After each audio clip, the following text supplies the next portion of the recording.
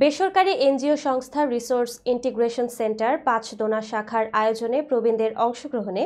যুব প্রশিক্ষণ কেন্দ্র হলরুমে ২৩ ডিসেম্বর সোমবার দিনব্যাপী আলোচনা সভা ও সাংস্কৃতিক সন্ধ্যা অনুষ্ঠিত হয়েছে। প্রতিনিধি আলামিন জানান, নরসিংদী সদর সাব ডিস্ট্রিক্ট কোঅর্ডিনেটর নূর মোহাম্মদের সভাপতিত্বে আলোচনা সভায় উপস্থিত ছিলেন উপজেলা সমাজ সেবা অফিসার মোহাম্মদ আশরাফুল ইসলাম খান, নরসিংদী সদর উপজেলা ইউপিআইও অফিসার মনিরুল ইসলাম, মহিলা বিষয়ক অধিদপ্তর উপপরিচালক Selina Akter, civil surgeon office medical officer doctor Sanchay Kumar Saha, Narsingdi যুব প্রশিক্ষণ কেন্দ্র deputy coordinator Monirul Islam, Amdia union সভাপতি শামীম আহসান দিলু,